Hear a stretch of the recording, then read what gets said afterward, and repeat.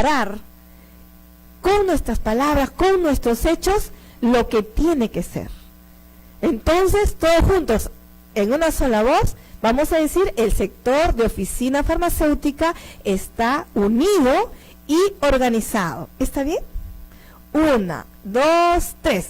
El sector oficina farmacéutica está unido y organizado. Un aplauso para todos ustedes. Gracias, gracias. Tomen asiento. Acá tengo un corazón con mucho cariño para todos. Ya es símbolo del sector de oficina farmacéutica. No podemos hacer nada si no tenemos amor a nuestra profesión. Entonces, yo no lo voy a separar, pero sí, entonces en su corazón pueden decir: yo amo ser químico farmacéutico. El amor a nuestra carrera es lo que nos impulsa a seguir adelante, a construir. Tenemos muchas dificultades, tenemos muchos obstáculos, pero estimados amigos y estimados colegas, amamos nuestra profesión. ¿Amamos nuestra profesión? Muy bien. Ahora ustedes dirán: ¿por qué la doctora Gloria tanto nos hace separar, nos hace hablar? ¿Saben por qué, estimados amigos? Porque el químico farmacéutico tenemos que entrar a una etapa de dinamismo. Mucho tiempo estático, mucho tiempo escuchando, se acabó. Tenemos que dar ese paso de poder ser químicos farmacéuticos en acción. Y acción quiere decir movimiento. Todos, como buenos científicos que somos, sabemos lo que es la inercia y lo que es el movimiento. Entonces, ¿nosotros vamos a estar en inercia? ¿Nosotros vamos a estar en inercia? ¿Nosotros vamos a estar en acción? ¿Nosotros vamos a estar en acción? Sí, sí podemos. Eso sí podemos repetir todo, ¿no? Sí podemos. A ver. Los químicos farmacéuticos sí podemos. Sentaditos nomás. 1, 2, 3. Los químicos farmacéuticos sí podemos. Un aplauso. O muchos aplausos. Estimados amigos y colegas, un reconocimiento a cada uno de ustedes. Dios nos enseña: ama a tu prójimo como a ti mismo. Entonces nosotros, eso también tenemos que aplicar en nuestra profesión. ¿Cómo podemos amar a nuestros pacientes, a nuestros clientes, si no nos amamos a nosotros mismos? Hay que amar nuestra profesión, hay que amar nuestra carrera y hay que amarnos como químicos farmacéuticos. Muchas cosas pasan, pero el amor de Dios inunde nuestros corazones. Un corazón perdonador, un corazón de que pasan muchas cosas, pero aprender a perdonar, aprender también a corregirse. Y esto lo digo porque se suspendió la reunión pasada. Ya se ha subsanado y vamos a hacer todos los esfuerzos para que no se repita y que todos podamos caminar hacia adelante, con optimismo, con fe. Y gracias porque muchas caritas de la vez pasada las veo ahora sentados y me alegra mucho. No hay que desanimarnos, por favor. La otra Gloria también está aprendiendo y juntos vamos a aprender. No lo sé todo yo, pero juntos vamos a aprender, juntos vamos a compartir. Y ahora todos decimos, durante todos estos años, a ver, ¿cuántas multas nos han puesto a las farmacias y las boticas? A ver, levanten la mano las que han recibido multa. ¿No reciben multa? No, ¿de verdad? Llamada de atención. Observaciones de la DIGEMIT, de la DIS. Sí, ¿no es cierto? Por eso que estamos acá. Entonces, ¿cuántas multas? Conozco una cadena que se vendió porque hace sus balances y entre las ganancias y las pérdidas, en lo que es multa, significaba mucho gasto. Entonces los empresarios, porque ellos son empresarios, dicen: ¿esto conviene o no conviene? Si al final van a poner tanta multa. También, con respecto a las multas, y es un derecho comprensible, algunas empresas, algunas cadenas, también dijeron: bueno, vamos a pedir un recurso de amparo para que no pasemos certificaciones, para que no pasemos inspecciones. Entonces nadie nos pone multa. Pero, a ver, reflexionemos sobre eso. Porque que a nosotros nos inspeccionen, que nosotros nos pasemos la inspección y que nos den un certificado de buenas prácticas de oficina farmacéutica, está garantizando la calidad de servicio que nosotros estamos brindando. Entonces, está bien, puedo pedir un recurso de amparo, pero también puedo decidir, y es lo que nosotros hemos decidido, es construir, hemos decidido aprender, hemos decidido empoderarnos. Ya no, muchos comentarios dicen, ya no un químico farmacéutico cuando entre un inspector se esconde. Es verdad, lo dicen los inspectores, no estoy inventando, lo veo. ¿Por qué? Porque no conocemos las normas, porque no sabemos muchas cosas. Está bien, por eso ahora, hoy día también les van a dar en el transcurso de la conferencia un pequeño regalo, porque nosotros los químicos farmacéuticos tenemos que empezar a leer las normas, las leyes.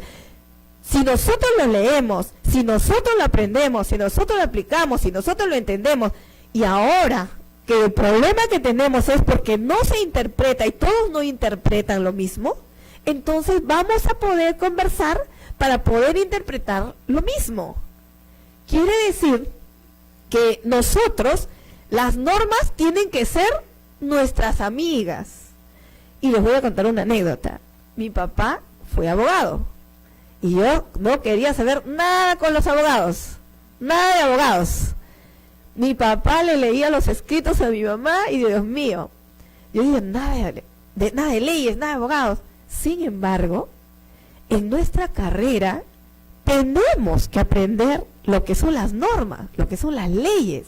Entonces, si mi papá me escuchara ahorita, ¿no? Diría, ¿qué diría?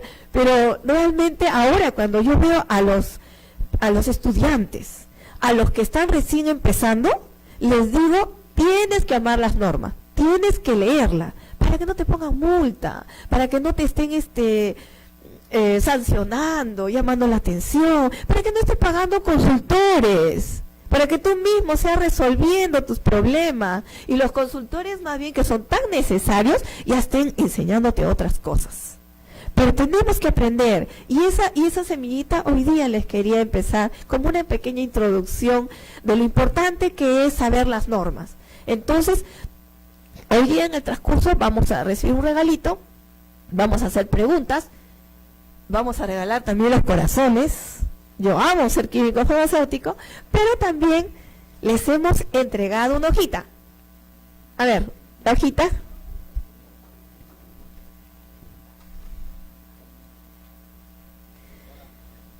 La hoja dice, rumbo a la armonización de criterios en la aplicación del TUPA y en las inspecciones de farmacias y boticas. Este formato tiene varios encabezados. Vamos a leer todos juntos, de izquierda a derecha. Primer punto, puntos de discrecionalidad en la aplicación del TUPA. Segundo, normativa vigente. Documentos sustentatorios. Y ahí hemos puesto las 5 DIRIS. DIRIS Lima Norte, DIRIS Lima Centro, DIRIS Lima Sur, DIRIS Lima Este. Y el doctor Daniel Guerra dijo, ¿y la Diresa Lima Provincia? No, aparte del Callao.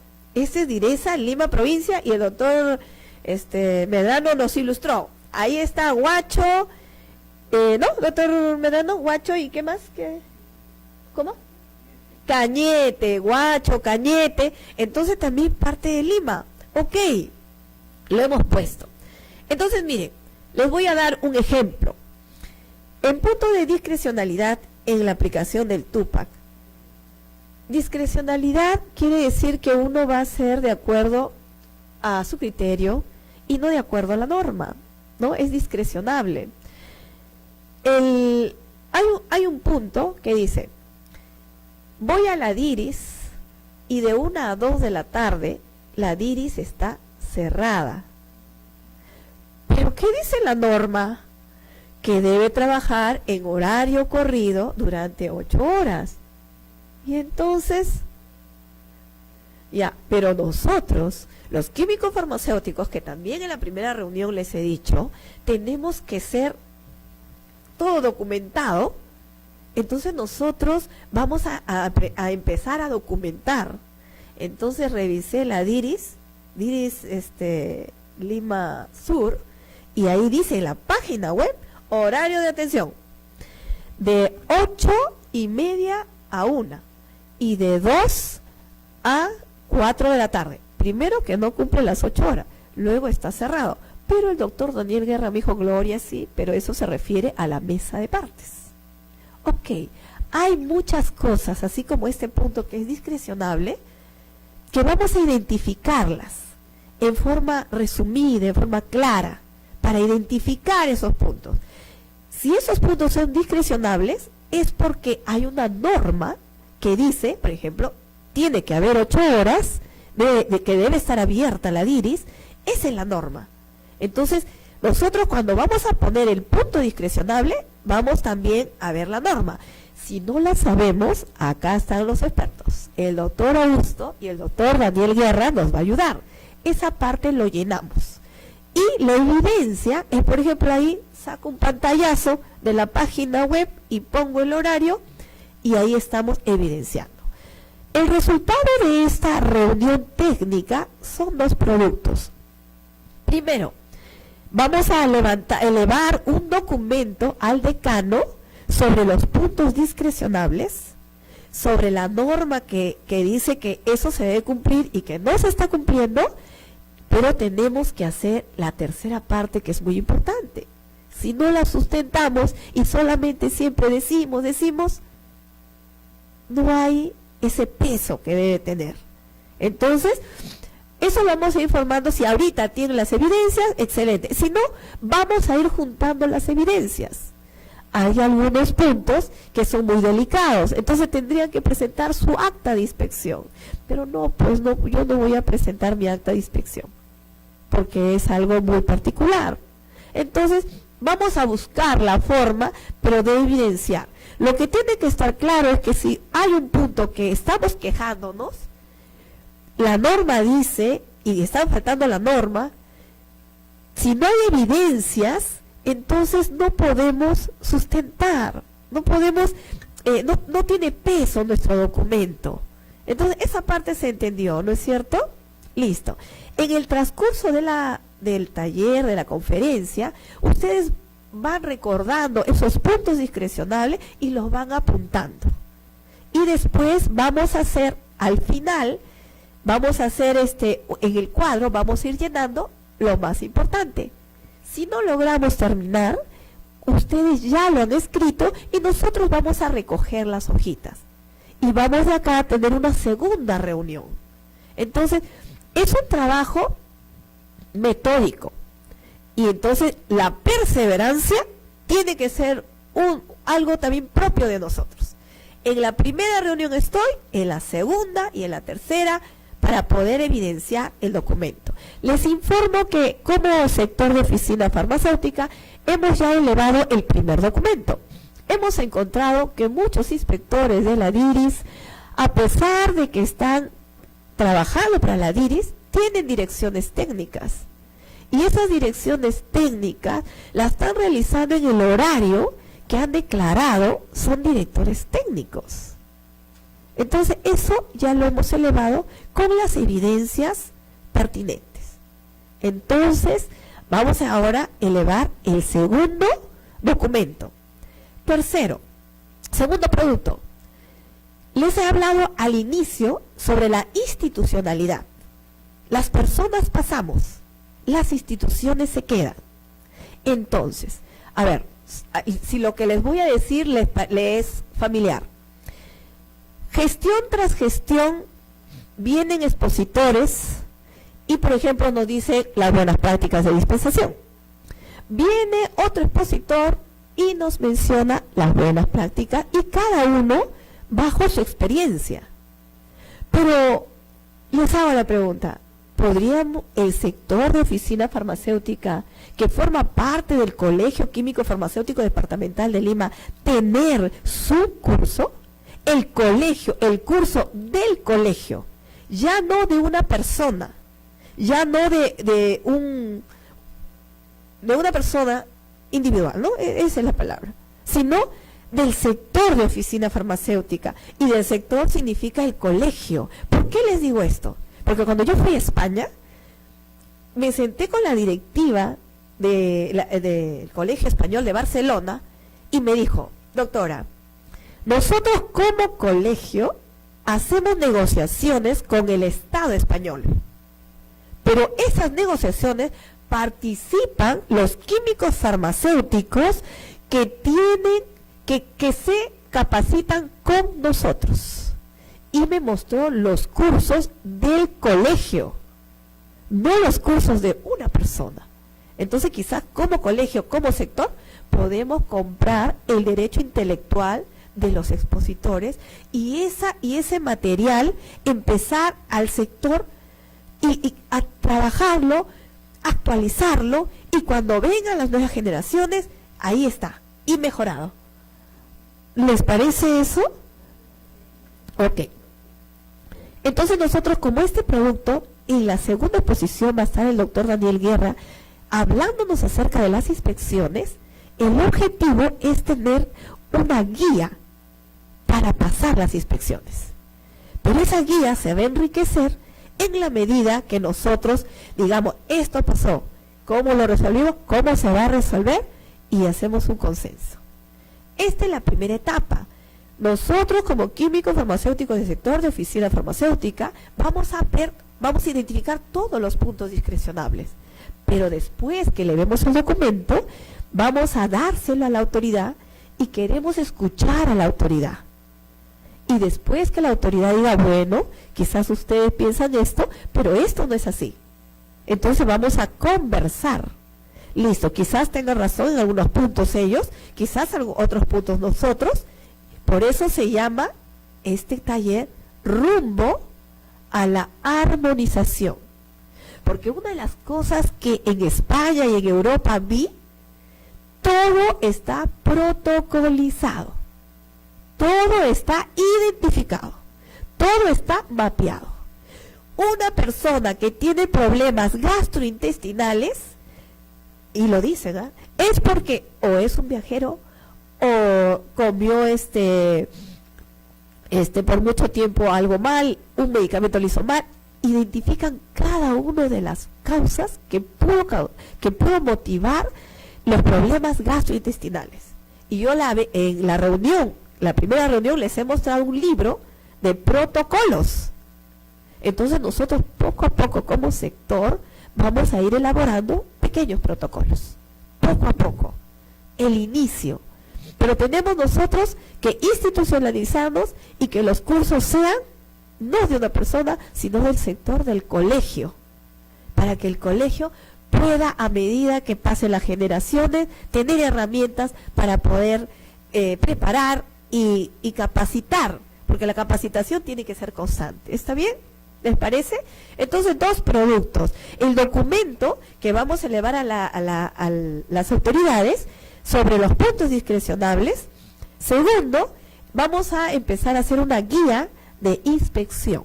Poco a poco lo vamos a elaborar y eso que se quede. Con esta pequeña y larga introducción, pero ha quedado claro, ¿no? Ha quedado claro. Entonces vamos a darle paso al doctor Augusto Mendoza, realmente con un fuerte aplauso. El doctor realmente tiene mucha experiencia en lo que es el TUPA, y ahorita todas las preguntas se las pueden hacer.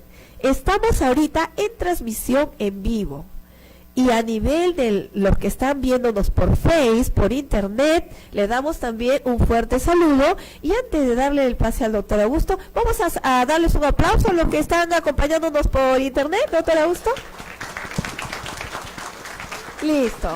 Doctor Augusto, pase por favor, ahí se queda. Buenas noches con todos ustedes, colegas. Un gusto estar acá para compartir, ¿no?, los conocimientos que pueda tener y les sea útil en el transcurso de su vida profesional, ¿no? En el transcurso de nuestros estudios prácticamente nunca hemos tocado estos temas, los hemos desarrollado en la parte de la salud, pero nuestra profesión es muy normativa y muy sancionadora, como ustedes lo ven, y por ende debemos de conocer la jerarquía normativa, las normas legales relacionadas a la actividad que nosotros tenemos, ¿no? Aquí le voy a hacer una introducción de lo que es la jerarquía de la normativa peruana. ¿Ya? ¿Pueden apagar la luz un poco, por favor? ¿No? ¿Qué significa la jerarquía normativa? ¿No? Es una ordenación jerárquica o escalonada de las normas jurídicas, de modo que las normas de rango inferior no pueden vulnerar las normas de rango superior, ¿no? O que tienen mayor valor. Esa sería la jerarquía normativa, en forma escalonada, de arriba hacia abajo, ¿no? Aquí vamos a ver también la pirámide de Kelsen, que esto ha sido desarrollada por un jurista y filósofo austriaco.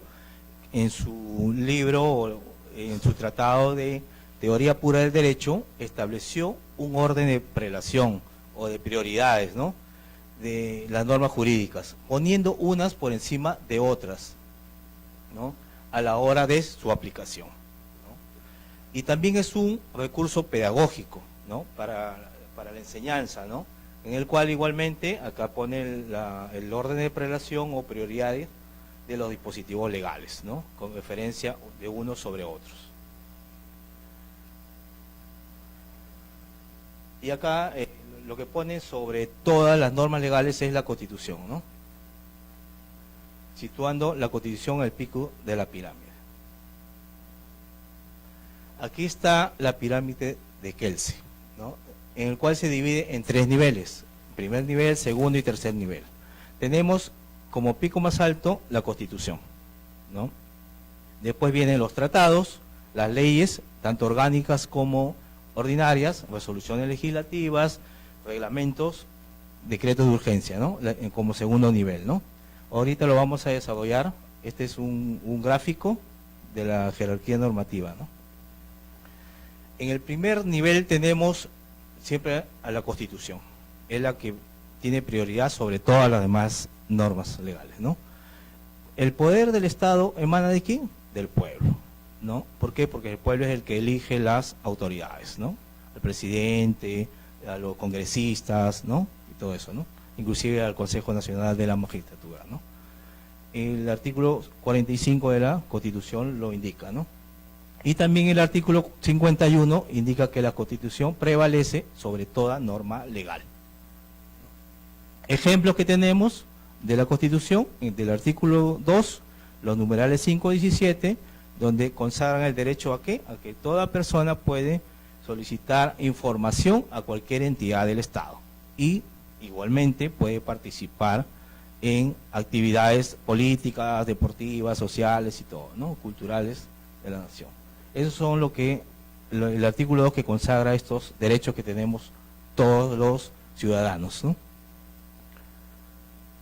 En el segundo nivel tenemos los actos legislativos, ¿no? Acá tenemos los tratados y leyes, ¿no? Los tratados son acuerdos entre 2 estados, o puede ser un estado con una institución, ¿no?, que puede ser de repente una organización internacional en el cual convergen y hacen acuerdos, ¿no? En este caso, por ejemplo, tenemos 2 con una organización internacional del trabajo, en este caso, en el cual hay 2 convenios, convenio 127 y 176, relacionados a los trabajadores, ¿no? Son ejemplos.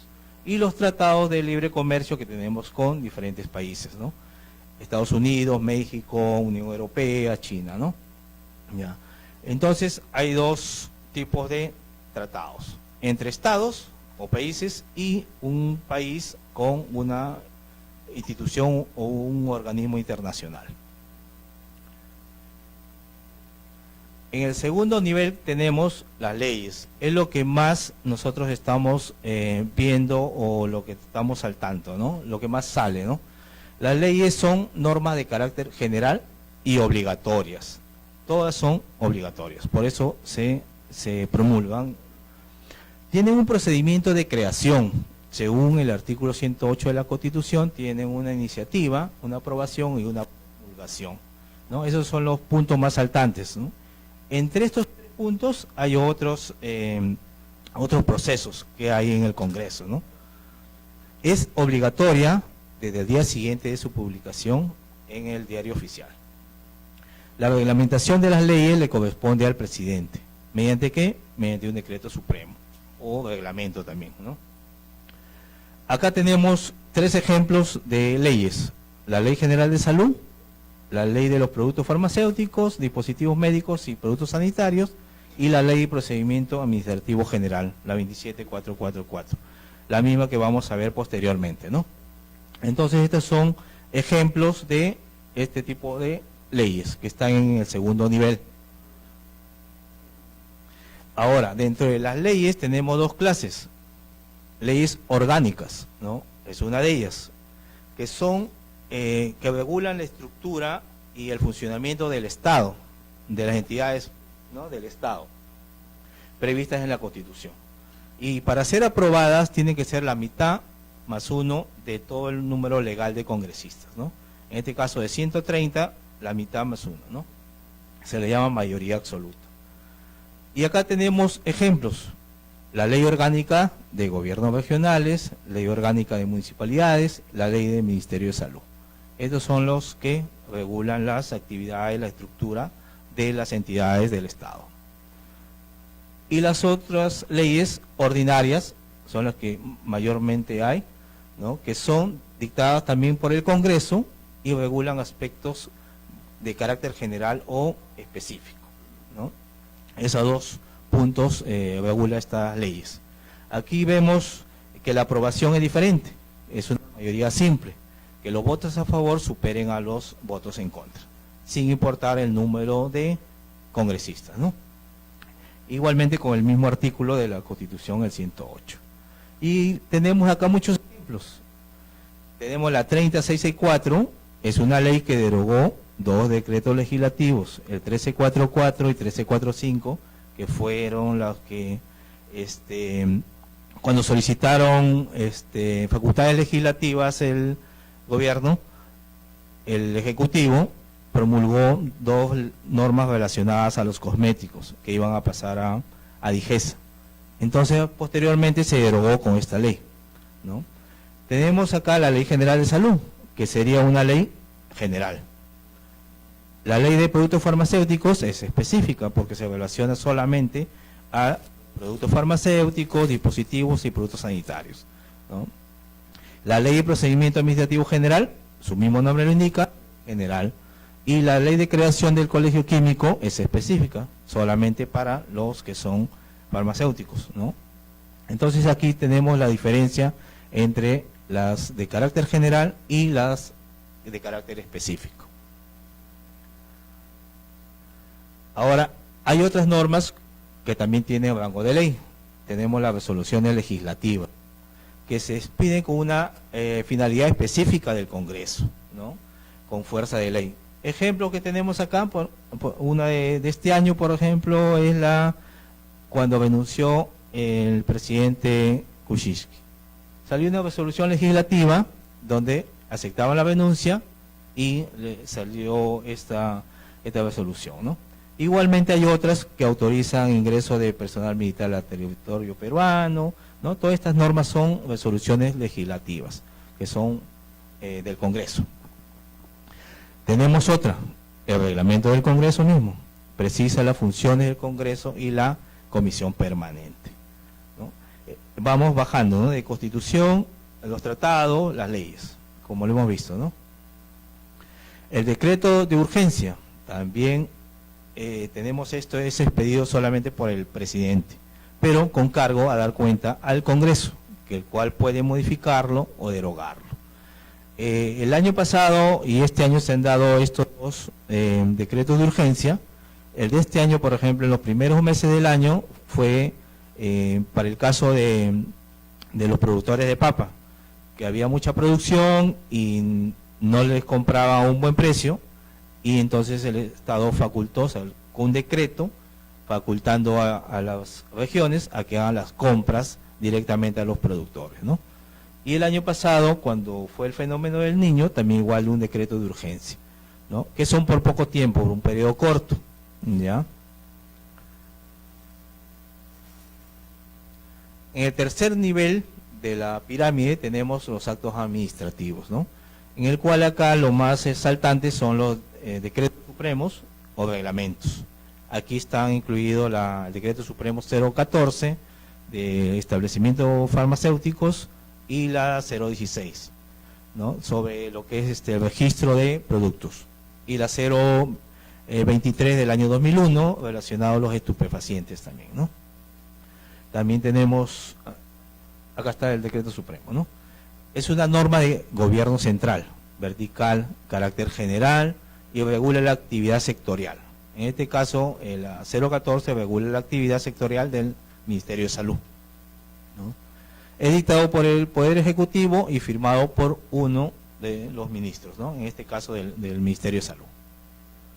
Aquí tenemos los ejemplos: decreto supremo 014, 016, 023 del año 2001.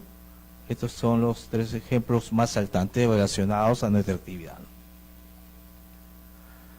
También tenemos las resoluciones supremas, norma de carácter específico, ¿no? Publicada por el presidente y refrendada por uno o más ministros, de acuerdo al ministerio donde se va, digamos, a tomar estas decisiones, ¿no? Aquí tenemos ejemplos, ¿no? Por ejemplo, esta de acá, la del año pasado, a fines en diciembre, la resolución suprema del Ministerio de Justicia, que conceden indulto y derecho de gracia por razones humanitarias a un interno del establecimiento penitenciario Barbadillo. ¿Quién es ese personaje? Fujimori, ¿no? Entonces, con esta resolución suprema le dieron el indulto. Y después hay otras de ejemplo que tenemos acá: designa jefe del Seguro Integral de Salud, designa viceministro de Salud Pública, con este tipo de normas. Igualmente tenemos las resoluciones ministeriales, ¿no? Estas son por cada ministerio, ¿no? Su mismo nombre lo va a indicar, ¿no? Y los ejemplos que tenemos acá, tenemos la 041 del 2018, modifican el texto único de procedimientos administrativos, TUPA, del Ministerio de Salud. Este fue el 30 de enero de este año. Modificaron la 008 del año 2016, ¿no? Que fue aprobado por un decreto supremo. Igualmente tenemos acá la resolución ministerial 132, que es relacionada a las buenas prácticas de almacenamiento. Igualmente, resoluciones directorales, ¿no? Ya puede ser por el director de la IGEMIB o por el director de una DIRIS, ¿no? Las resoluciones. Ejemplos que tenemos acá: aprobaron el listado de dispositivos médicos para comercializar al usuario por las droguerías y laboratorios. Igualmente, relacionado a los farmacias y boticas, la lista de productos y servicios complementarios no autorizados en farmacias, ¿no? Ahí la palabra no debería ser no autorizados, no debería ser no permitidos, porque sería no autorizado, es como que yo tengo que solicitar una autorización, ¿no? La cosa es que no sea no permitidos.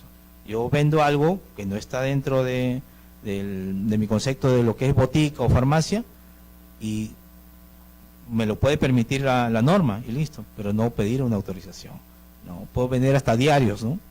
Y no voy a estar pidiendo para vender diarios, ¿no? Es una venta de un producto que no me va a afectar el funcionamiento ni me va a contaminar el ambiente de una farmacia, ¿no?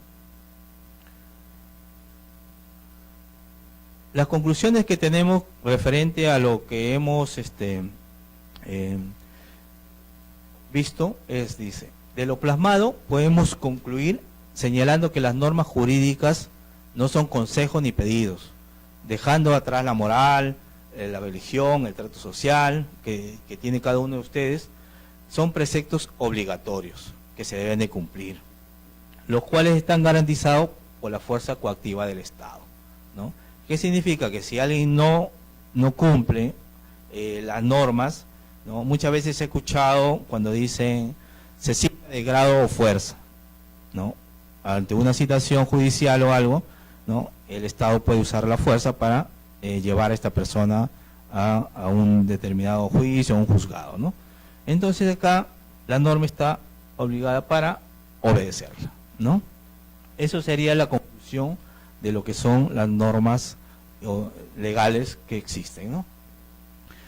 Esto de acá le da una introducción ¿para qué? Para poder determinar cuando nosotros leemos una norma. Por ejemplo, el día de hoy ha salido algo relacionado a del Indecopi, ¿no? Sobre una barrera burocrática e ilegal. Entonces muchos dicen, ¿pero por qué? ¿Por qué? Es porque casualmente un decreto supremo no puede ser más que una ley. Y es algo simple, ¿no? Es de menor jerarquía que una ley. Y por ende declaran una barrera ilegal, ¿no? Como muchas que han salido anteriormente, ¿no? Muchas, ¿no? El anterior sobre los técnicos también de farmacia que no están obligados a ser titulados, ¿no? Entonces, ¿por qué? Porque a veces no entendemos la jerarquía, ¿no? Entonces esto, espero que les haya, digamos, abierto algo el panorama de la interpretación de las normas que debemos de hacer, ¿no? Este sería una parte de los tres temas que voy a tocar, ¿no? ¿Alguna pregunta sobre ello o posteriormente la quieren hacer?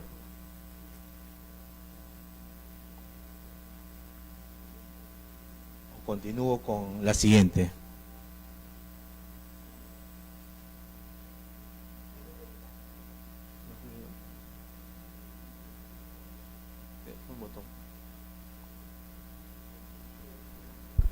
Estimados colegas, ¿alguna pregunta? ¿Está claro esta parte introductoria para poder, como dice el doctor Augusto, leer bien las normas, entenderlas? ¿Todo claro? Sí, todo claro, doctor Augusto. Ya. Entonces, continuando, aquí vamos a ver lo que es la Ley de Procedimiento Administrativo General, ¿no? Que también está en todo momento en los trámites e inclusive en lo que es la fiscalización de los establecimientos farmacéuticos. El decreto supremo del año pasado, el 006 del Ministerio de Justicia, compila esto, ordena la Ley de Procedimiento Administrativo General con el decreto legislativo 1272, que es una modificación de esta ley. Entonces lo ordena, por eso se llama texto único ordenado de la Ley del Procedimiento Administrativo General, ¿no? Del año pasado.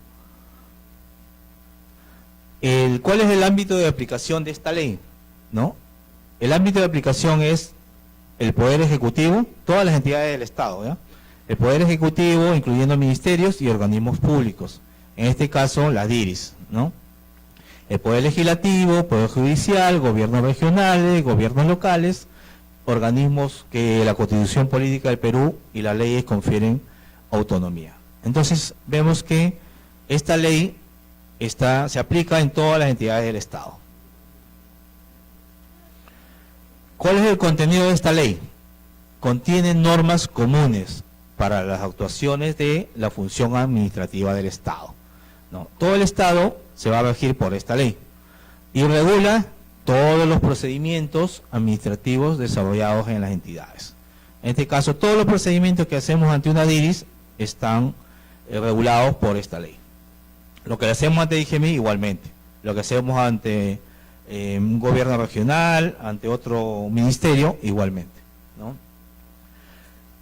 Y uno de los otros puntos es, las autoridades administrativas, al reglamentar los procedimientos, cumplirán con seguir los principios administrativos, así como los derechos y deberes de los sujetos del procedimiento. ¿Quiénes son los sujetos del procedimiento? Los administrados y la entidad, ¿no? ¿Cuál es la finalidad de esta ley? Tiene por finalidad establecer el régimen jurídico aplicable para la actuación de la administración pública, ¿no? Las entidades públicas en este caso, ¿no? Y que sirve a la protección del interés general y los intereses de los administrados, ¿no? todos los que hacen un trámite ante una entidad, y con sujeción al ordenamiento constitucional y jurídico. Vemos que en todo esto es relacionado a la normativa, ¿no? Los principios del procedimiento administrativo actualmente son 19. Con la modificatoria se agregaron unos 4, creo, principios. Aquí le voy a nombrar ellos y algunos 2 puntos que lo vamos a leer su definición. Tenemos el principio de legalidad, principio del debido procedimiento, principio de impulso de oficio, principio de razonabilidad, imparcialidad, informalismo. Y acá tenemos este que es el principio de presunción de veracidad, ¿no? El que le voy a leer, ¿no? Dice, en la tramitación del procedimiento administrativo se presume que los documentos y declaraciones formuladas por los administrados, ¿no?, los que hacen el trámite, en la forma prescrita por esta ley, responden a la verdad de los hechos que ellos afirman. Esta presunción admite prueba en contrario. ¿Por qué les he puesto esto? Porque cuando uno va a veces a una DIR o a una institución, ¿no?, prácticamente piensan que uno les está mintiendo cuando presenta un documento, ¿no? Te piden declaraciones juradas, te piden hasta DNI, en ICA, por ejemplo, piden hasta contrato de alquiler de local o título de propiedad del local de la botica, inclusive que esté a nombre del que va a poner la botica, ¿no? O sea, así lo obtienen ellos en sus requisitos, ¿no? Otros te piden copia de DNI y muchas cosas que no deben de pedir. Entonces prácticamente piensan que uno les está mintiendo. La declaración jurada es el formato, el mismo formato lo dice, formato solicitud de declaración jurada. Ya no tienes que pedirte más cosas. Entonces este es un punto de que muchas veces este principio no lo toman en cuenta las entidades públicas, ¿no?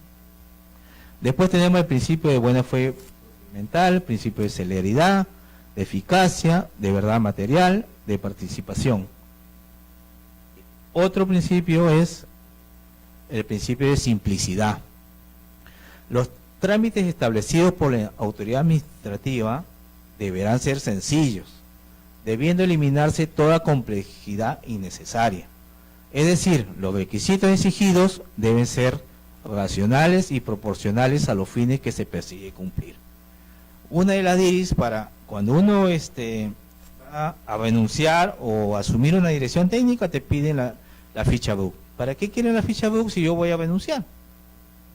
No entiendo. Otros te piden copia del título. Entonces, no aplican este principio de simplicidad, ¿no? Principio de uniformidad, de predictibilidad o de confianza legítima, principio de privilegio de controles posteriores, ¿no? O sea, de repente ante una aprobación automática, ¿no?, entonces pueden hacer controles posteriores, ¿no? Principio de ejercicio legítimo del poder, de responsabilidad y de acceso permanente. Todos estos son los principios que rigen esta ley, ¿no? Son 19. Ahora, vamos a ver qué es el acto administrativo, el concepto.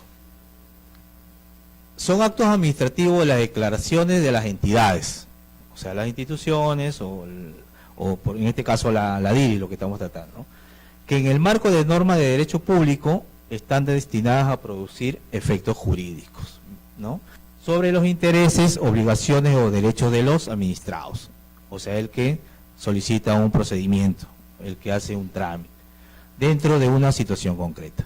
O sea, ¿qué significa? De que ellos van a emitir una resolución, una respuesta ante un trámite que uno va a solicitar. ¿Cuál es el objeto o contenido del acto administrativo? Es aquello que decide, declara o certifica la autoridad, ¿no? En este caso, si yo solicito una autorización sanitaria, ellos me van a, si apruebo o no apruebo, ¿no? O pido una certificación, ¿no?, también igualmente, ¿no? Entonces es el objeto o contenido del acto administrativo, la respuesta que me da la entidad. Y ahora vamos a lo contrario, el procedimiento administrativo. Se entiende por procedimiento administrativo al conjunto de actos y diligencias tramitados en las entidades, ¿no? O sea, los trámites que hacemos cada uno de nosotros, conducentes a la emisión de un acto administrativo, o sea, una respuesta de la entidad, que produzca efectos jurídicos individuales o individualizables sobre los intereses, obligaciones o derechos de los administrados, ¿no? Al momento que yo pido una autorización, un cambio de dirección, cambio de representante legal, cualquier trámite que yo haga, entonces es un procedimiento y tiene que haber un acto administrativo. Ahora, estos procedimientos administrativos tienen una calificación, procedimiento de aprobación automática. En las DIRIs no hay ningún procedimiento de aprobación automática, ¿no? Lo que tenemos en IGEMI, por ejemplo, tenemos el de aprobación automática, es de las notificaciones sanitarias obligatorias de los cosméticos, ¿no? Ahí se es aprobación automática. En las DIRIs tenemos todos los procedimientos de evaluación previa. Por eso a veces en algunas DIRIs le ponen un sellito, dice, para evaluación, ¿no? Ahora, en caso de falta de pronunciamiento oportuno de las entidades, en el plazo que establece el TUPA, puede ser silencio positivo o silencio negativo. En el caso de las DIRIs, hay solamente un procedimiento de silencio positivo, ¿no? Que es lo que es cuando uno hace la renuncia. Después todo lo demás son silencio negativo, ¿no? Por eso que en algunas DIRIs uno presenta la renuncia y a los 15, 20 días y uno va y le dice no, todavía no sale, pero ya cuando ya pasaron los 7 días hábiles, ya ese documento que yo tengo como cargo, eso ya me sirve a mí de que ya está por aprobado ese procedimiento, ¿no? Ahora, el plazo máximo del procedimiento administrativo de evaluación previa no puede exceder de 30 días hábiles, ¿no? En el artículo 38. La ley de procedimiento administrativo tiene 261 artículos aproximadamente, si no me equivoco. Acá hay algunos, ustedes ven que estoy salteándome algunos, ¿no? Del 29 al 31, al 38. He tomado los más saltantes y más relacionados a nuestra actividad, ¿no? La legalidad del procedimiento. Los procedimientos administrativos, los requisitos y costos se establecen exclusivamente mediante decreto supremo o norma de mayor jerarquía, por ordenanza regional, por ordenanza municipal o por la decisión del titular de los organismos constitucionalmente autónomos, ¿no? Dichos procedimientos deben ser compendiados y sistematizados en el TUPA, ¿no? Todo esto, los requisitos, costos, tienen que estar en el TUPA, aprobados por cada entidad. En este caso, por la DIRIS, ¿no? La IGEMI igualmente aprueba su TUPA, todas las entidades, ¿no? En el cual no se pueden crear procedimientos ni establecer nuevos requisitos, salvo lo relativo a la determinación de las tasas que sean aplicables, ¿ya? Entonces, vemos de que lo único que puede variar es las tasas, ¿ya? Los requisitos deben ser los mismos. ¿Por qué? Porque está basado en una norma legal que es a nivel nacional, ¿no? Ahora tenemos acá los documentos, la documentación prohibida de solicitar por las entidades, ¿no? Para el inicio de la persecución o conclusión de todo procedimiento, común o especial, las entidades quedan prohibidas de solicitar a los administrados la presentación de la siguiente información. 1. Aquella que la entidad solicitante genere o posee, ¿no? Como producto del ejercicio de sus funciones. Aquella que haya sido expedida por la misma entidad o por otras entidades públicas inclusive del sector, en cuyo caso corresponde a la propia entidad recabarla directamente. Cuando uno hace un trámite, hasta te quieren pedir tu resolución de autorización, cuando ellos también la tienen, porque ellos te la emitieron. Entonces no te deben de pedir, ¿no? No te la deben de pedir, porque ellos ya la tienen. Tampoco te pueden pedir más de 2 ejemplares de un mismo documento, ¿no? Salvo de que sea necesario para notificar o para otros interesados, ¿no? Esto de acá no te pueden solicitar, prohibida de solicitar. Ahora, presentación de documentos sucedáneos de los originales, ¿no? O sea, las copias. Las entidades están obligadas a recibir los siguientes documentos: copias simples en reemplazo de documentos originales o copias legalizadas notarialmente. No te pueden pedir ni deben de pedirte un original. En provincia tienen la costumbre de pedir el certificado de habilidad original, ¿no? Debe ser copia, ¿no? Traducciones simples, ¿no? Con la sola indicación de quién es el que hace la traducción, ¿no? En lugar de traducciones oficiales. Las expresiones escritas del administrado, o sea, las declaraciones juradas que uno haga, ¿no? ¿Ya? Indicando la veracidad de ciertos documentos. Deben aceptar las entidades. Otros instrumentos privados que deben aceptar: boletas notariales o copias simples de las escrituras públicas, ¿no? ¿Quiénes son los sujetos del procedimiento? Acá tenemos a los dos actores, ¿no? Los administrados, que somos todos nosotros, ¿ya? Persona natural o jurídica, que cualquiera sea su calificación o situación procedimental, participa en el procedimiento administrativo, ¿no? Y la autoridad administrativa. En este caso, las DIRIS o cualquier entidad pública, ¿no? Y ejerciendo potestades públicas conducen al inicio, ¿no?, de un procedimiento, la instrucción, la sustanciación, la resolución, ¿no?, hasta que salga el acto administrativo, ¿no? Estos dos son los actores que participan en el procedimiento administrativo, ¿no? Ahora tenemos acá en este otro artículo los derechos de los administrados. Uno de ellos es la precedencia en la atención del servicio público requerido, guardando riguroso orden de ingreso, ¿no? O sea, hacer su cola. Ser tratados con respeto y consideración por el personal de las entidades, ¿no? Muchas veces vas y te tratan pues como si uno le estuviera pidiendo un favor, ¿no? Cuando es función de ellos, ¿no? Por eso se llaman servidores públicos, ¿no? También nuestros derechos son acceder en cualquier momento de manera directa y sin limitación alguna a la información contenida en los expedientes. Muchas veces uno va, no te quieren dar la información, ¿no? Acceder a información gratuita que deben brindar las entidades del Estado sobre sus actividades que ellos desarrollan, ¿no? Ser informados de los procedimientos de oficio sobre su naturaleza, alcance y, de ser previsible, el plazo estimado de su duración, ¿no? Otro de los derechos que tenemos: participar responsable y progresivamente en la prestación y control de los servicios públicos,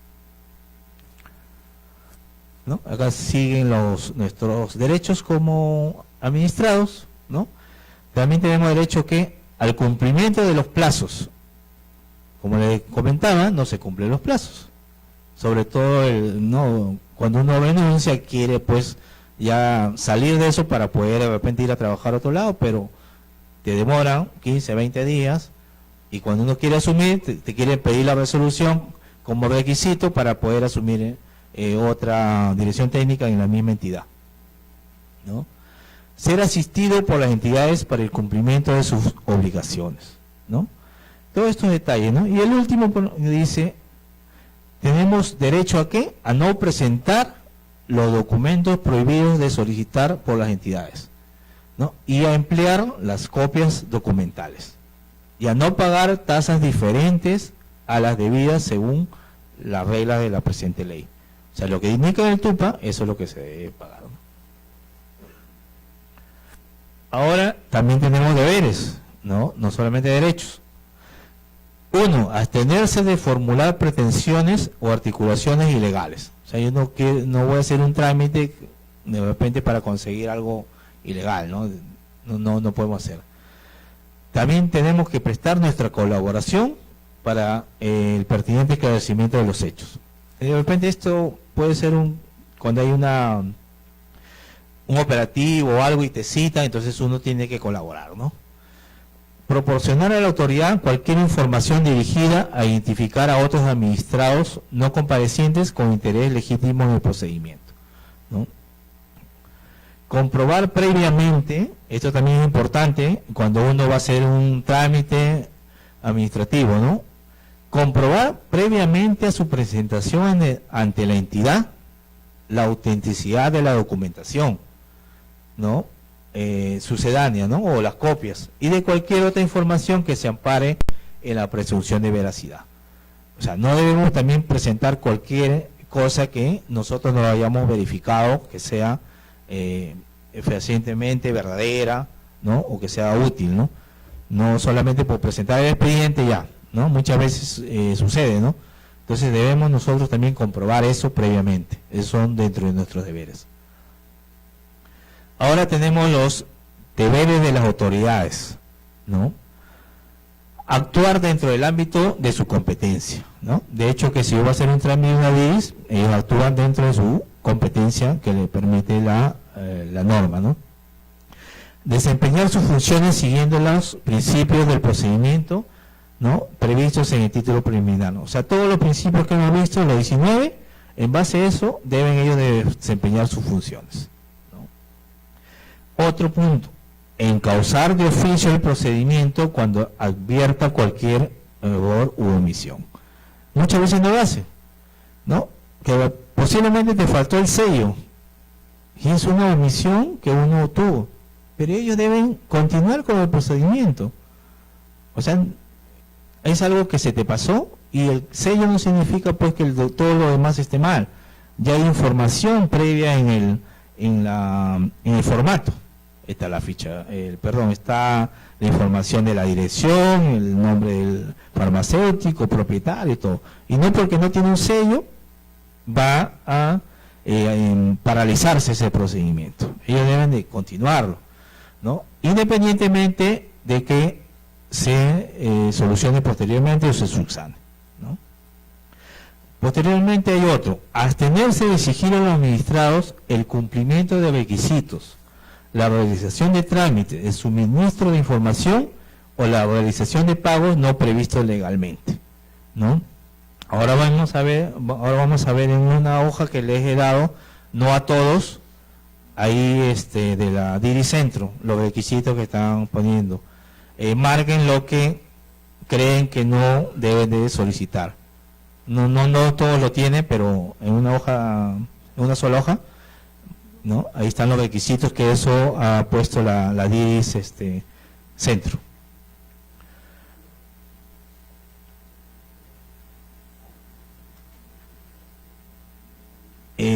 Tenemos estos siguientes también deberes de la autoridad, ¿no? De las entidades. Habilitar espacios idóneos para la consulta de expedientes y documentos, así como para la atención cómoda y ordenada del público. Sí, es cierto, tienen limitaciones pues en el espacio, ¿no? Pero debe haber una forma de que ellos den información ante las consultas, ¿no? Para que uno tenga, ¿no?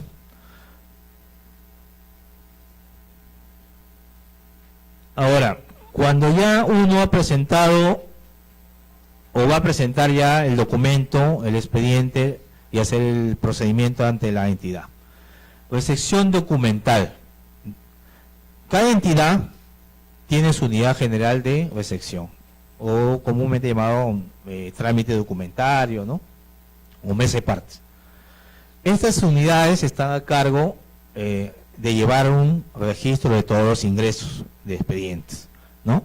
En el cual van a ponerle pues el sello de recepción, el número de expediente, firma de la persona que lo recepciona, la fecha, la hora, la cantidad de folios que tiene este expediente, ¿no? ¿Ya? Igualmente, estas unidades son las que entregan deben entregar la información de los procedimientos, la respuesta, ¿no? Los actos, las resoluciones en este caso, ¿no? Estas unidades tendrán que administrar su información en soporte informático, ¿no? Cautelando la información que uno entregó, ¿no? Ahora, las obligaciones de las unidades de recepción, o sea, mesa de partes o trámite documentario, deben orientar al administrado en la presentación de sus solicitudes y formularios, quedando obligados a recibirlos y darles ingreso para iniciar o impulsar el procedimiento, sin que en ningún caso pueda calificar, negar o diferir su admisión. O sea, ellos no te pueden decir que no. Si el expediente está completo con los requisitos, ellos deben de aceptarlo, no te lo pueden denegar o diferir para otro día, salvo que te falte uno de los requisitos, ¿no? Que lo vamos a ver posteriormente. Dice, quien recibe las solicitudes o formularios debe anotar bajo su firma en el propio escrito la hora y fecha y lugar en que lo recibe, el número de folios, ¿no? La mención de los documentos que acompañan, o sea, las posibles copias que hayan, ¿no? Y sin perjuicio de otras modalidades adicionales, ¿no? Da la aceptación a esta presentación del expediente, ¿no? Ahora tenemos observaciones a la documentación presentada, ¿no? Se pueden dar dos casos, ¿no? En el trámite documentario, en caso faltara un requisito, digamos que te faltó pues el croquis, ¿no? Acá ellos por única vez, ¿no? Te indican de que tú puedes subsanar eso, te dan 2 días de plazo, si es que tú dejas el expediente. Pero si tú no lo dejas para después completarlo, no pasó nada, ¿no? Que casi nadie hace esto, ¿no? De dejarlo, ¿no? Se lo llevan y completan y vuelven el mismo día o otro día, ¿no? Entonces ellos tienen 2 días hábiles el administrado para subsanar cuando en la unidad de trámite detectan de que te falta un requisito, ¿no? Ahora, esta observación debe anotarse en el expediente, ¿no? Ahora, mientras está pendiente esta subsanación de estos 2 días, no aplica el cómputo de los plazos, es como si no hubiera presentado, ¿ya? Y si hubiera aprobación automática, igualmente, no se computan los plazos, ¿no? Tampoco opere el silencio administrativo, ¿no?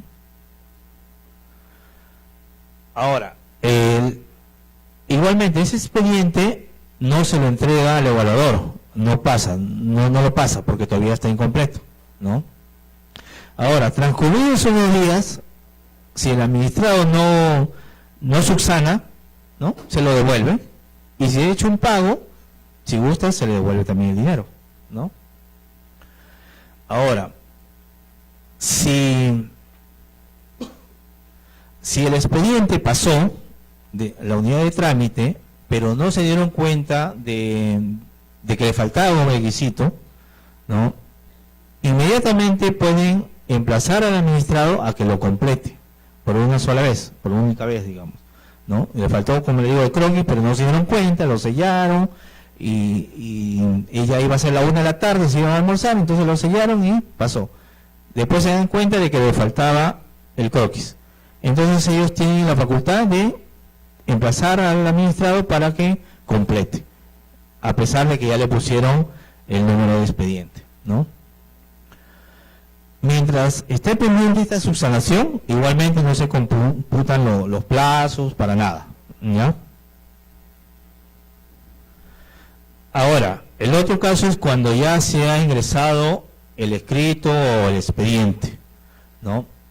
Cuando ya se presentó, tenemos que las entidades públicas o de la administración pública, perdón, se encuentran obligadas a hacer una revisión integral del expediente que uno presenta, ¿no? Del cumplimiento de todos los requisitos. y en una sola oportunidad y en un solo documento deben hacerte todas las observaciones que ellos hayan encontrado. Entonces te van a dar un oficio donde indican todas las observaciones, ¿ya? Ahora, si me observaron 4 cosas y yo usando 3 o las 4, pero una de ellas no satisface al evaluador, ellos tienen la facultad de solicitar nuevamente de que uno la subsane conforme de repente a lo que ellos esperan, ¿no? O si faltó una de las subsanaciones, ¿no? Ahora, pero en el transcurso de esa evaluación, si ellos encuentran otra observación, una 5ª observación, ya no te la pueden hacer. Porque en la primera han debido de observarte las 5 cosas que encontraron, ¿no? Ya no te pueden hacer eso. Ahora, el incumplimiento de esta obligación constituye una falta administrativa sancionable de conformidad con lo dispuesto por el artículo 259, que son las faltas administrativas, ¿no?, de los servidores públicos, ¿no?, de la entidad, ¿no? Ahora, aquí estamos hablando justamente de lo que ha declarado Indecopi, ¿no? Sin perjuicio de lo anterior, el incumplimiento de esta obligación también constituye una barrera burocrática ilegal, siendo aplicables las sanciones establecidas en la normativa sobre prevención y eliminación de barreras burocráticas, ¿no? Ello sin perjuicio de la obligación del administrado de subsanarla, ¿no? Pero todas estas faltas administrativas o el no cumplimiento puede constituir una barrera burocrática ilegal. Una vez que ya salió una resolución, que puede ser ante un trámite administrativo, por ejemplo, que de repente no te dieron la denuncia o no pasaste en una inspección, no aprobaste o algo, uno tiene la facultad de la contradicción, que le llamo, ¿no? Solo son impugnables los actos definitivos, o sea, ante una resolución que ya salió, ¿no?, que ponen fin a la instancia y a los trámites que se hicieron. Y acá vienen los recursos administrativos, los cuales tenemos los siguientes: recurso de reconsideración y de apelación. ¿Ya? El recurso de revisión ya no está derogado, solo en algunos casos, ¿no?, lo que indica ahí. Y el término para la interposición de los recursos es de 15 días calendarios, ¿no?, que yo tengo una vez recibida la resolución, y la entidad debe resolverlo en 30 días.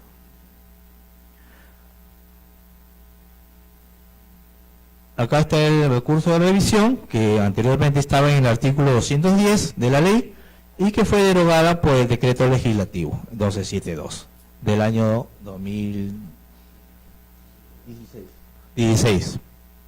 ¿Ya? El agotamiento de la vía administrativa, dice: los actos administrativos que agotan la vía administrativa podrán ser impugnados ante el Poder Judicial, ¿no? Si uno hizo el recurso de reconsideración, ¿no?, y el recurso de apelación y lo declararon infundado, uno puede ir al Poder Judicial, ¿no?, mediante un proceso contencioso administrativo, ¿no?, de acuerdo al artículo 148 de la Constitución. Puede llegar a esa instancia. Ahora vemos unos puntos que también indica la Ley de Procedimientos Administrativos, la actividad administrativa de la fiscalización. Se espalda, no sé de quién será. Definición de la actividad de fiscalización. Ahora, esto no solamente es para las DIRI, como le comento, esto en todas las entidades, ¿no? La actividad de fiscalización constituye el conjunto de actos y diligencias de investigación, supervisión, control o inspección sobre el cumplimiento ¿de qué? De las obligaciones, prohibiciones y otras limitaciones exigibles a los administrados, ¿no? ¿Qué facultades tienen las entidades que realizan actividad de fiscalización? ¿ya? Pueden ser de oficio, por propia iniciativa, como consecuencia de orden superior o también de una denuncia que pueda haber, ¿no? En la administración pública, en el ejercicio de la actividad de fiscalización, está facultada para lo siguiente: requerir al administrado objeto de la fiscalización, puede ser una farmacia, una botica, la exhibición o presentación de todo tipo de documentación, expedientes, archivos u otra información necesaria, respetando el principio de legalidad. ¿Ya? Y acá también habla, ¿no?, que el acceso a la información que puede afectar la intimidad, bueno, eso de ahí está normado también, que ahí no pueden cometerse, digamos, ciertos abusos, ¿no? ¿Ya? En el punto 2, pueden interrogar a las personas materia de fiscalización o a sus representantes, empleados, funcionarios, asesores y a terceros, ¿no?, que estén en el establecimiento. Pueden interrogarle, preguntarle, no solamente al farmacéutico, al representante legal o propietario. Puede ser un técnico, puede ser de repente hasta alguien de limpieza que esté en ese momento, ¿no?, o repartidor o lo que fuere, o un asesor que esté, pueden interrogarlo, ¿no?, utilizando los medios técnicos que consideren necesarios, ¿no?, para generar una evidencia. También puede realizar inspecciones con o sin previa notificación en los locales y o bienes de las personas naturales y jurídicas objeto de las acciones de fiscalización. Esas son, pues, las inspecciones reglamentarias que no les avisan, ¿no?, van en cualquier momento, ¿no? Dice: tomar copia de los archivos físicos, ópticos, electrónicos u otros, así como tomar fotografías, impresiones, grabaciones de audio, video. Todo esto pueden realizar los fiscalizadores. Otro tema es realizar exámenes periciales sobre la documentación, para ver si es verdadera o no la que en algún momento presentaron o la que ustedes le están mostrando o exhibiendo. Ahora, también pueden utilizar equipos que consideren necesarios. Ya tiene que permitirse el ingreso de estos equipos, ¿no?, que pueden ser cámaras fotográficas, grabadoras, ¿no?, para la fiscalización. Y las demás que establezcan las leyes especiales, ¿no? Entonces, todo esto son las facultades que tienen los fiscalizadores, ¿no? Ahora, los deberes que también tienen las entidades que fiscalizan, ¿ya? Previamente a las acciones y diligencias de fiscalización, ellos tienen que realizar una revisión y evaluación de la documentación que ellos van a generalmente a obtener o verificar en el establecimiento, ¿no? Si bien es cierto, en algunos casos el mismo día le entregan la información a dónde van a ir a inspeccionar, ¿no? ¿Ya? Al dije a mí, recuerdo que el mismo día te daban el lugar donde ibas, pero te daban todo el FAI. Todo el FAI en el transcurso de que salías a la inspección y mientras llegabas, ibas viendo el expediente, ¿no?, los antecedentes que ha tenido ese establecimiento, ¿no? Otro punto es identificarse al requerimiento de los administrados, presentando credencial y documento de identidad, ¿no? Eso sí, bueno, entiendo que siempre lo hacen, ¿no? Presentan su credencial, su fotocheck, y si alguien quiere un documento de identidad también se lo solicita, ¿no? Entregar copia del acta de fiscalización o documento que haga sus veces, ya al finalizar la diligencia, la inspección, la fiscalización, consignando de manera clara y precisa las observaciones que le haga el administrado, ya, o el profesional o la persona que está ahí, tienen que consignar las observaciones que uno les diga, ¿no? Están obligados a hacerlo. Después tienen que guardar reservas sobre la información obtenida en la fiscalización, imparcialidad y provisión de mantener intereses en conflicto. Esos son los deberes de los fiscalizadores, ¿no? Ahora tenemos lo que respecta a nosotros, derechos de los administrados fiscalizados. Como uno, ser informado del objeto y el sustento legal de la acción que va a realizar los fiscalizadores, ¿no? O la supervisión que ellos realizan, ¿no? No tienen que ir y de frente, a veces van con la policía, fiscal y todo, y uno no sabe a veces por qué. Entonces nosotros tenemos derecho a saber por qué, ¿no? Requerir las credenciales y el documento nacional de identidad de los funcionarios, servidores o terceros a cargo de la fiscalización, ¿no? Poder también realizar grabaciones en audio y video de las diligencias en las que se participe, ¿no? No puede grabar también lo que ellos hacen o lo que está desarrollando en ese momento en la inspección. Y que se incluyen las observaciones en las actas. Muchas veces uno les dice, pero no la quiere incluir. Por eso es que cuando uno posteriormente puede hacer una queja, un reclamo, no está en el acta. Ellos deben de consignarla. Presentar documentos, pruebas o argumentos adicionales con posteridad a la recepción del acta de fiscalización. O sea, después que nos entregan el acta, podemos nosotros también presentar pruebas o argumentos, ¿no? Llevar asesoría profesional a la diligencia si el administrado lo considera, ¿no? Muchas veces solamente dicen, no, tiene que estar presente director técnico, propietario o representante legal, y no quieren permitir que haya otra persona. Pero acá lo dice, en el decreto legislativo 1272 se agregó en esa parte de ese artículo, ¿no? Se puede llevar asesoría, pueden llevar ustedes un abogado, otro farmacéutico, al que crean conveniente que lo asista. Ya es potestad o facultad del inspector si le hace alguna consulta o no, ¿no? Pero sí le debe permitir que esté presente, ¿no? Si no, usted en el punto anterior incluyen esa observación de que no le permitió de que participe una persona que lo está asesorando, ¿no? Ahora también tenemos deberes. Dice, realizar o brindar todas las facilidades para ejecutar las facultades listadas en el artículo 238. Las facultades que tenían los fiscalizadores, ¿no? En el artículo 238.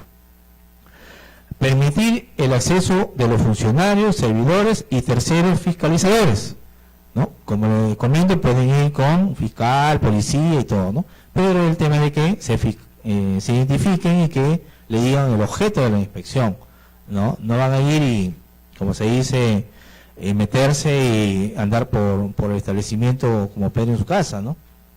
Tienen ustedes que permitir, pero también bajo ciertas condiciones, ¿no?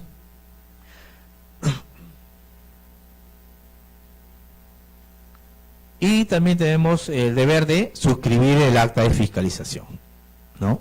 El que no se firme el acta o no se suscriba, eso no invalida el acta, ¿no? Entonces, tenemos el deber de hacerlo, pero si no lo quieres hacer, igual el acta va a valer, ¿no?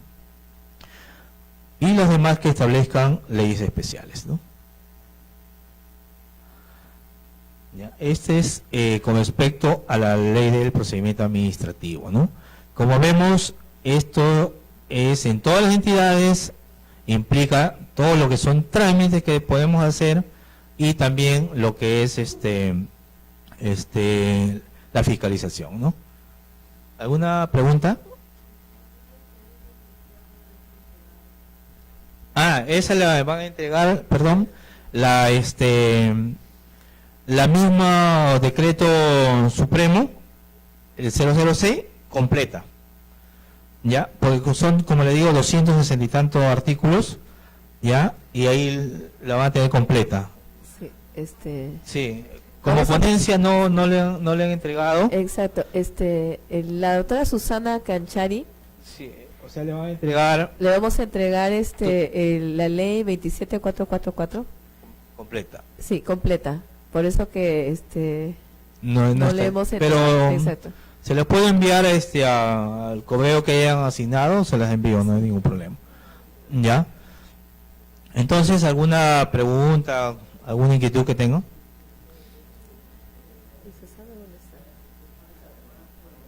Sí.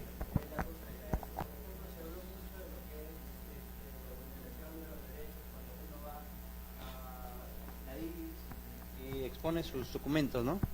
Buenas noches. Bueno, expone sus documentos o va a consultar algo.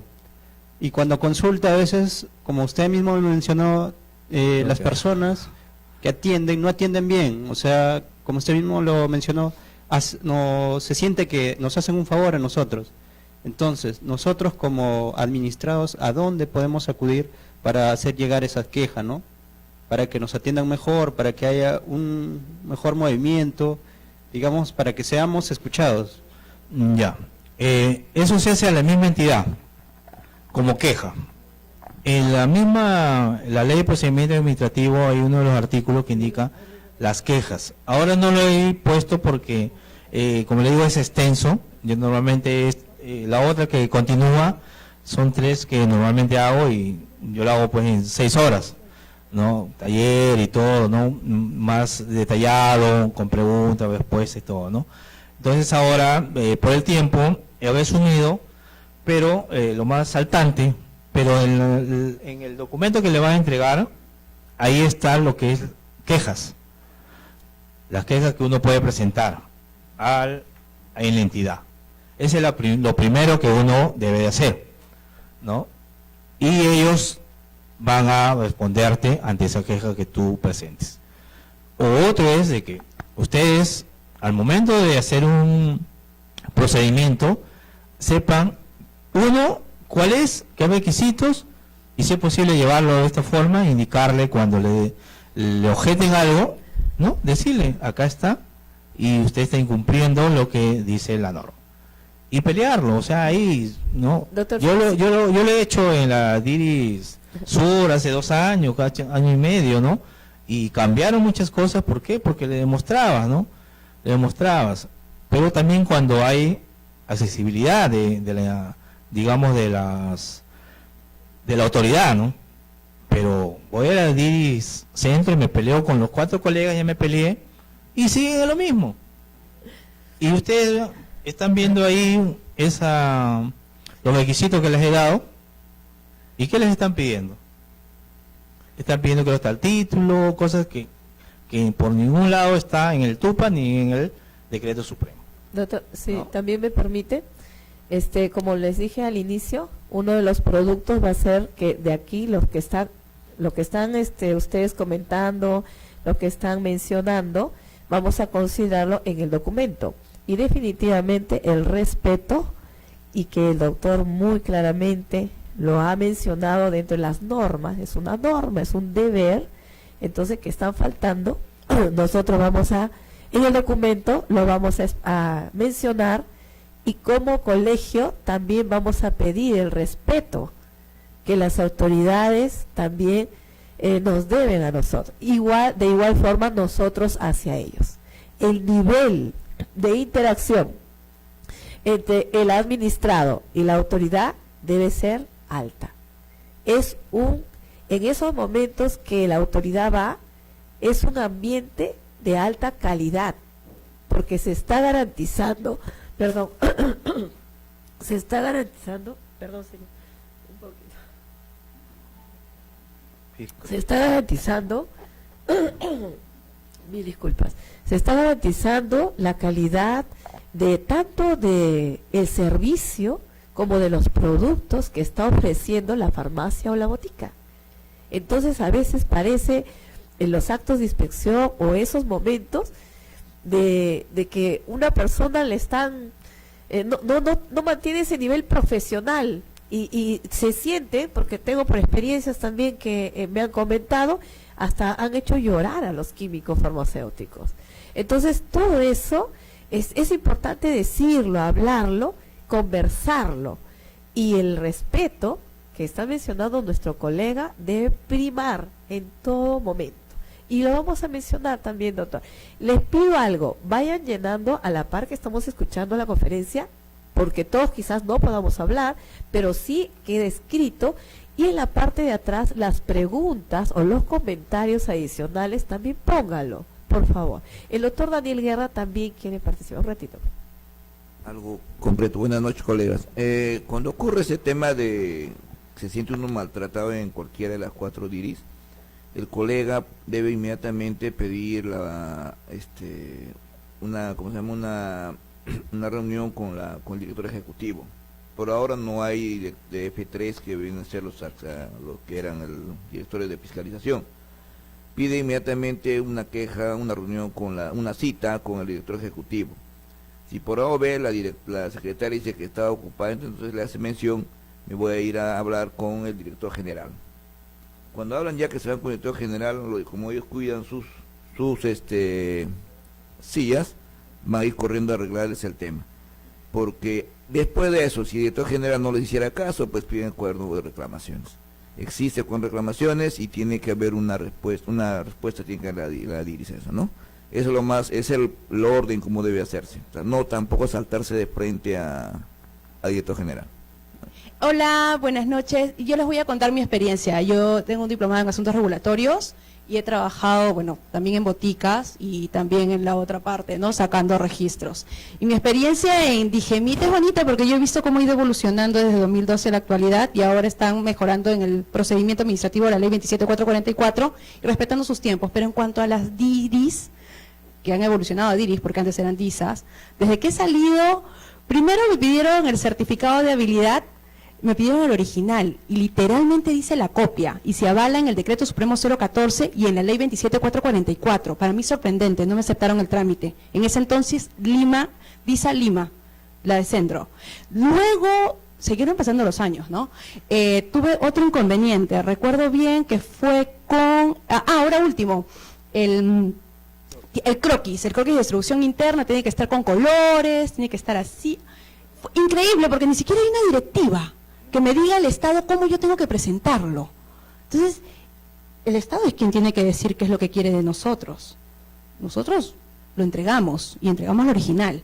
Y bueno, para terminar, yo veo que Digemit ha mejorado bastante y es una cuestión de actitud. No debemos de esperar a que conversemos con el director, conversemos con la señora, Creo que es una cuestión de respetar la norma, respetar la ley del procedimiento administrativo. Si hay algo que nos observan, no deberíamos. Me pasó esto en la DISA del Agustino. Entrego el expediente, no te falta, esto está mal. ¿Y qué me falta? Bueno, si me falta algo, notifícamelo. Lo estamos viendo, artículo 134 de la ley 27444. No te lo acepto. Y me lo rechazó yo, ok, bien, lo traeré después, no me lo notificó, y debería notificármelo, y debería de poner ahí, ¿quién me lo está notificando? ¿Quién me lo está observando? Con nombre y apellido, porque se ponen las iniciales abajo. ¿Y lo aprendí dónde? En Digemit. Todos somos farmacéuticos, todos somos peruanos, hagamos patria, respetemos la ley, y no la hagamos tan larga, simplifiquémonos más, simplemente para eso, para darle más salud a nuestros compatriotas. Eso es todo lo que quiero decir, gracias. Ahora vamos a pasar porque tenemos una pregunta en línea.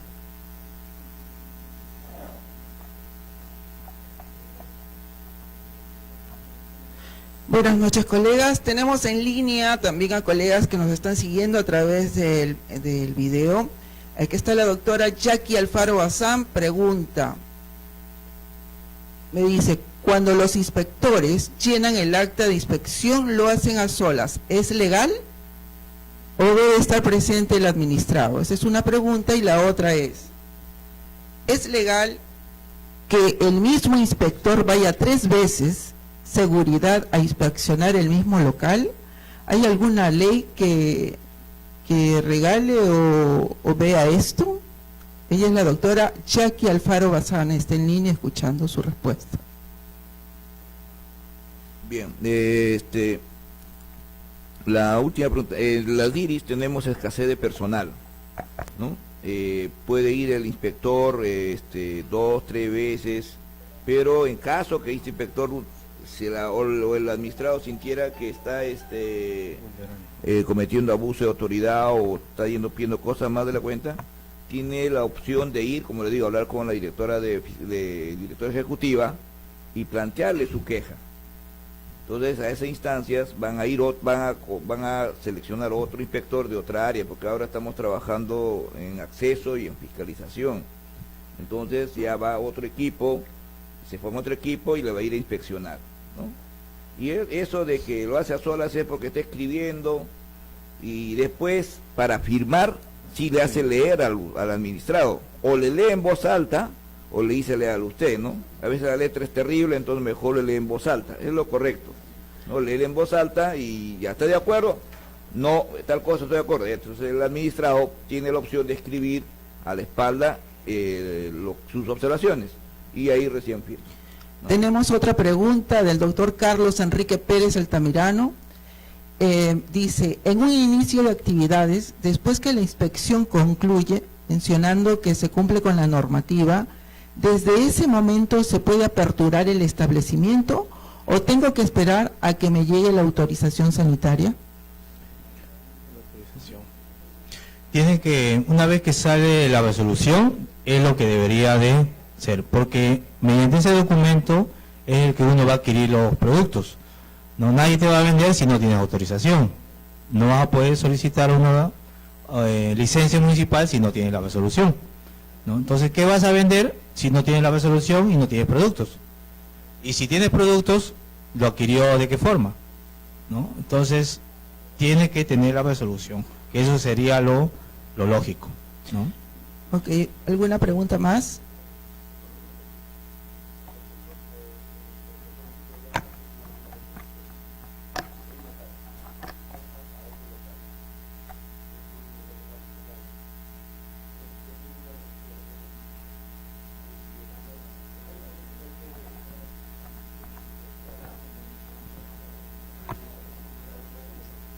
Es similar a una autorización de inicio de actividades. Pues uno, ahora, ¿pasó ya los 45 días calendario o todavía de frente, no? Sí, ¿no? ya pasó los 45 Ahora, lo que días. tienes que hacer, básicamente, esperar. ¿Por qué? Porque es un procedimiento de silencio negativo, ¿no? En cambio, cuando hay silencio positivo, uno sí solicita que le den la resolución o el documento, pero este es silencio negativo, entonces lo único que queda es esperar, ¿no? Si uno hace una queja o algo te puede salir negativo, entonces mejor esperas. Justamente Se por están eso demorando, era la sí, ¿no? En consulta, algunas era DIs, creo, ¿no? demasiado tiempo. Sí. Justamente por eso era la consulta, porque Sí. le habían comentado que era positivo, ¿no? No, Entonces, lo por único eso era la positivo consulta. es la renuncia, todos los demás son negativos. Ya, Sí. gracias.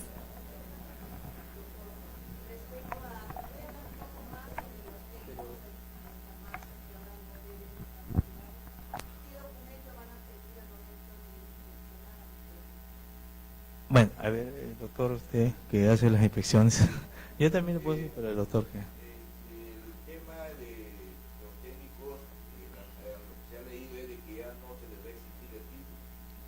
Pero sí, el estudio. Que debe tener un diploma de grado, claro que sustente que ha terminado sus 3 años. Pero esta nota que aparece de copia realmente en este aspecto sí está yendo contra lo que está haciendo SUNEDU. Por un lado SUNEDU está exigiendo más profesionalización, está exigiendo más actividades de pagado. Ahora sí ya, está exigiendo más